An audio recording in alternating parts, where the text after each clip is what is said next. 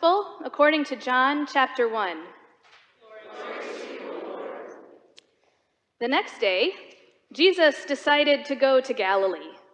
He found Philip and said to him, "Follow me." Now Philip was from Bethsaida, the city of Andrew and Peter.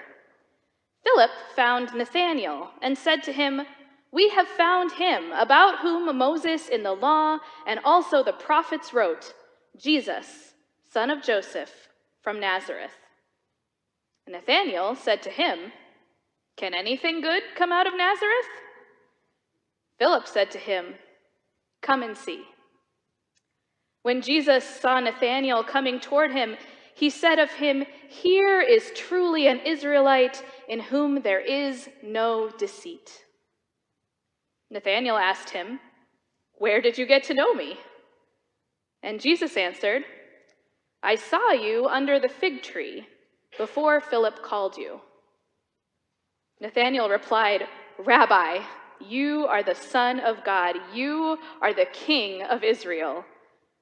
Jesus answered, "Do you believe because I told you that I saw you under the fig tree? You will see greater things than these." And he said to him, "Very truly, I tell you, you will see heaven opened and the angels of God ascending and descending upon the Son of Man." The Gospel of our Lord. Praise to you, O Christ.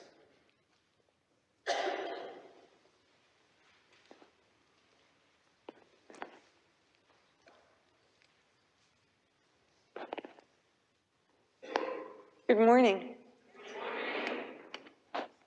Last night I had the privilege of speaking about Luke's parable of the Pharisee and the tax collector. Luther actually talked about this one too. He invoked the parable in a sermon on John 1:43 to 51, which is our text for this morning. For Luther, the contempt in Nathanael's question, "Can anything good come out of Nazareth?" matches the contempt the Pharisee shows for the tax collector when he says, "God, I thank you that I am not like other people, thieves, rogues, adulterers, or even like that their tax collector." Nathanael's comment is actually worse. The Pharisee judges the tax collector negatively because he works for the Romans and he likely takes more than he is due. Nathanael is just a bigot. He draws conclusions not on the basis of what somebody does, but on the basis of where one is born and raised. So the immediate warning, particularly if we take these two texts together, is against judging people, period. That's good advice. It's also obvious. And it seems to me that sermons should be a little bit more than statements of the obvious, because if it's obvious, why are they paying you to be a pastor? Right? Say something no. There are plenty of themes a preacher can derive from our text in John. I didn't think so originally. I looked at the text and went, oh. But the more I thought about it, the more I thought there's some good stuff here. So to be pedagogically helpful for those of you who have to preach on Sunday morning, here are some things you might want to talk about. First, the only other time Nathanael appears in the gospel is in chapter 21, verse 2, when John states, "Gathered together there were Simon Peter, Thomas called the twin, Nathanael of Cana in Galilee, the sons of Zebedee, and two other fellows." Wait a minute. Nathanael is from the Galilee? Oh no. So when he denies, "Can anything good come out of Galilee?" is he speaking about Jesus?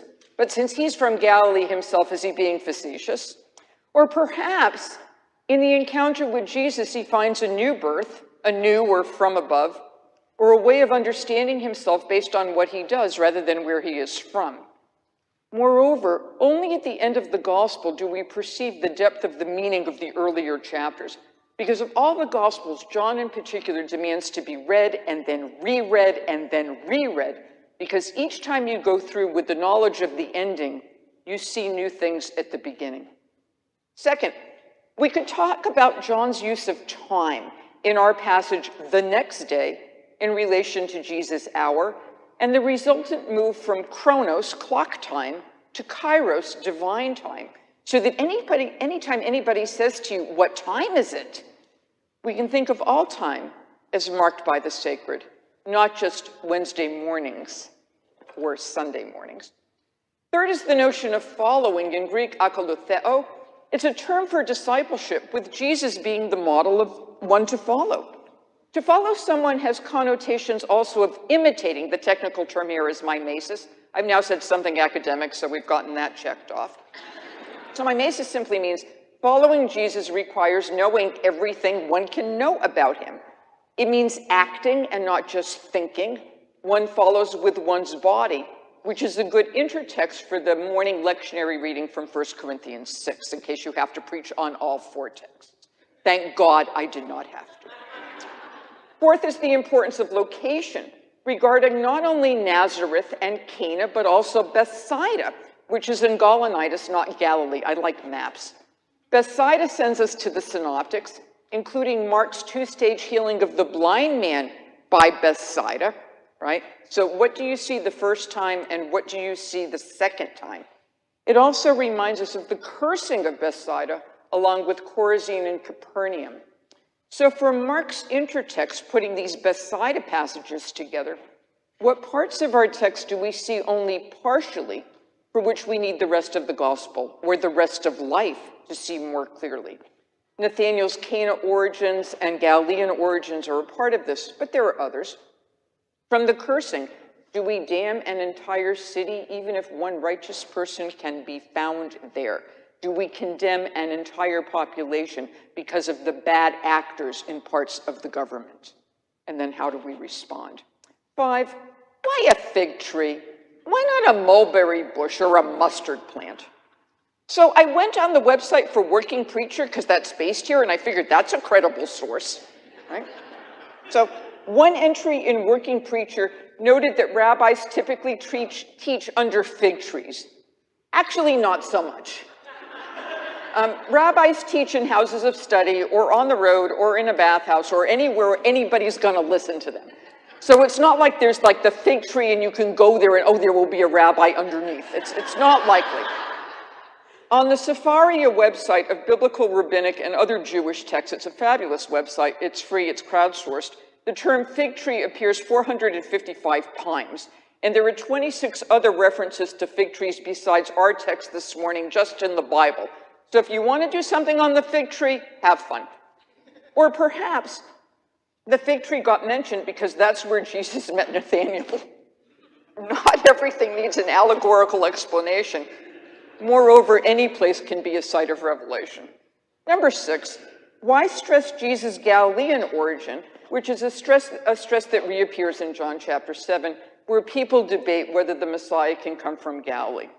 So do we determine messianic identity by checking off boxes, make sure your mom is a virgin, walk on water, die, come back? Right? It's not a checklist. Do we determine messianic credibility based on the effect that that person's teaching and that person's life have had on the people who follow him, which is much better than a checklist? Is the point, however, to emphasize that Jesus is a Galilean and not a Judean, especially given that the Greek term Judaios can be translated both Judean and Jew?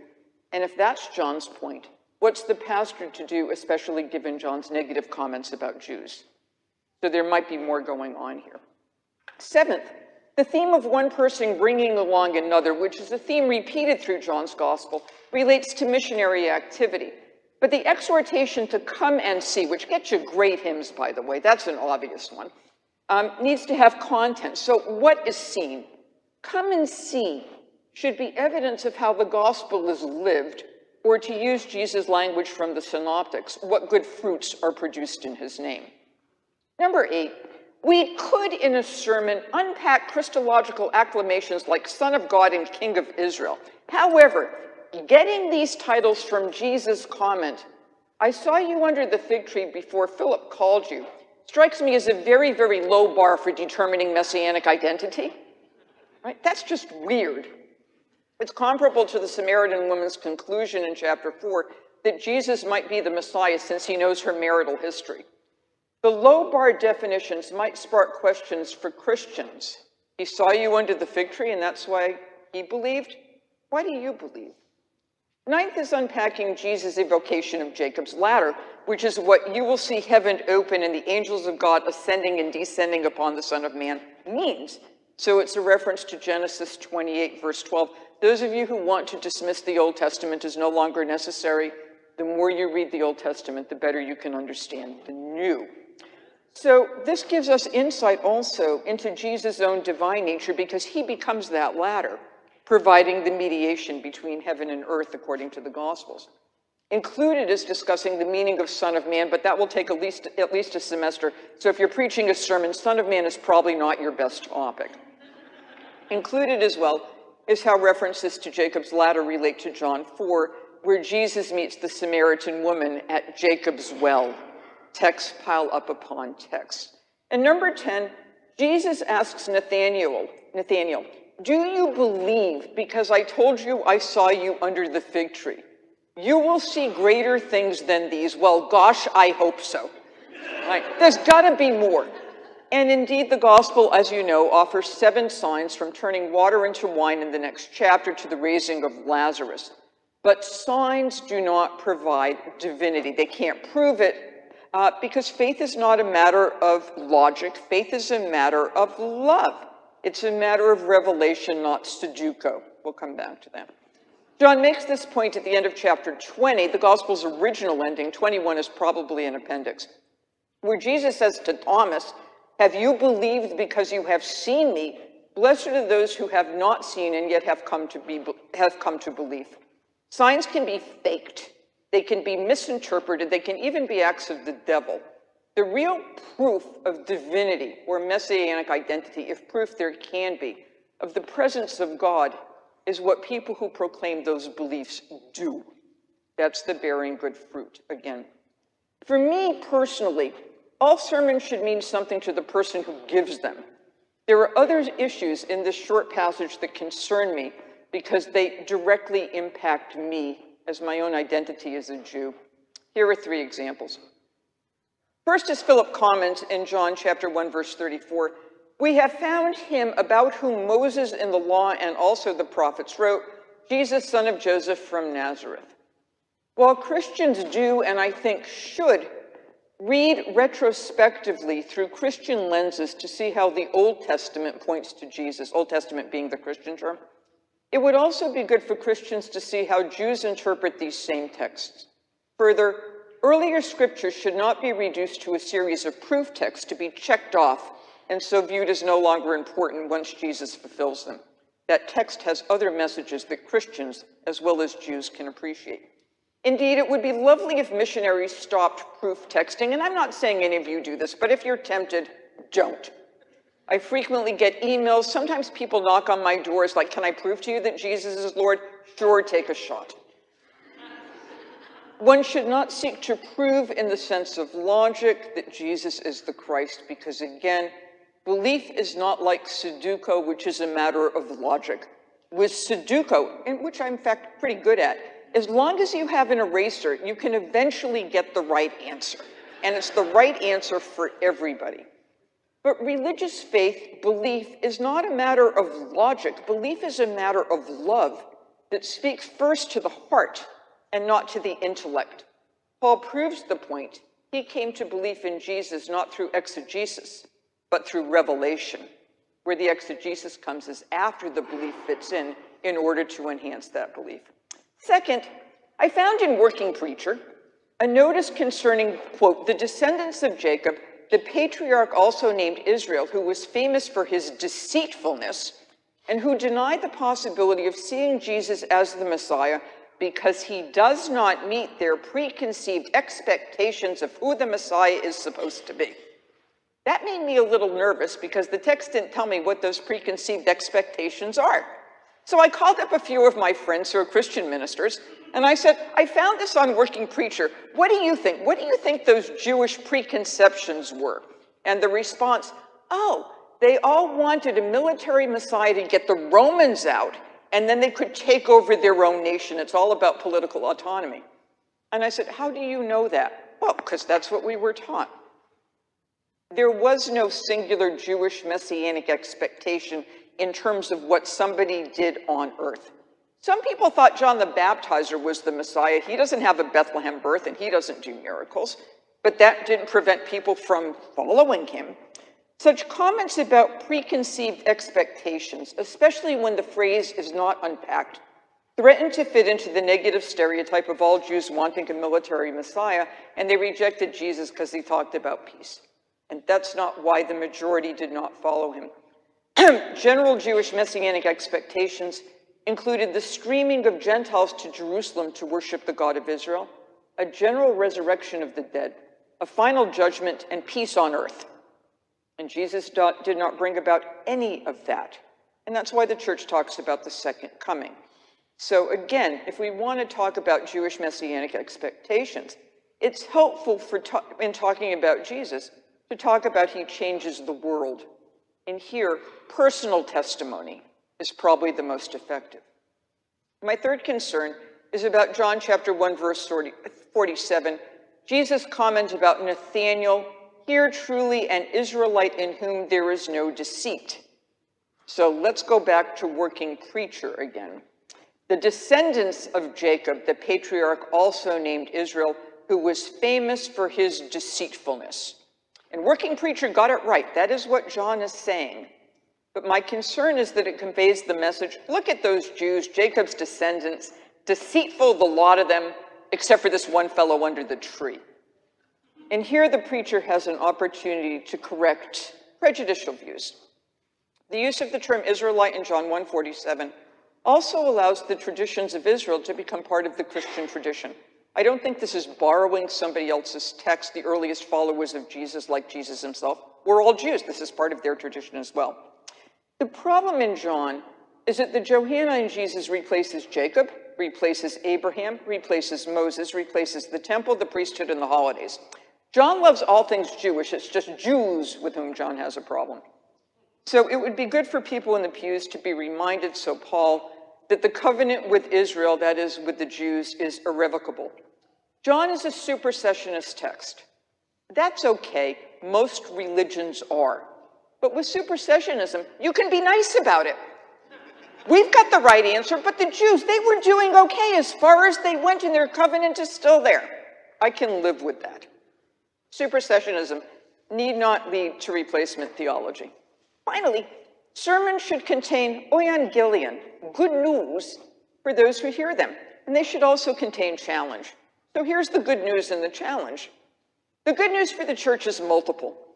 Jesus can be, through revelation, through faith, seen as the Son of God and the child of humanity and the King of Israel, the mediator between heaven and earth.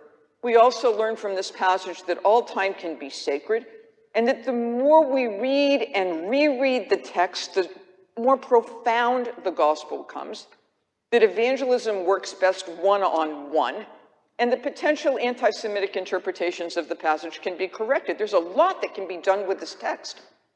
The challenge, and challenges are always the more difficult, includes seeing how the Old Testament can be read in Christian context as pointing to Jesus, and at the same time have multiple other meanings.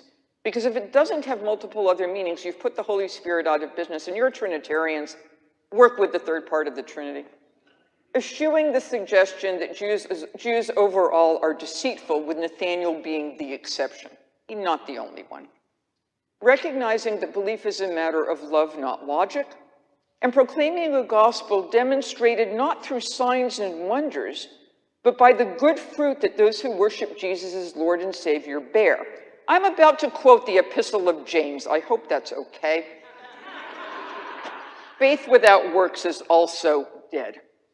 So go and proclaim the gospel, but please do so without inculcating or reinforcing hatred of Jews, without reducing faith to logic, without being banal or boring about it, and by showing how any text, when read in the light of other texts, necessarily takes on new meaning.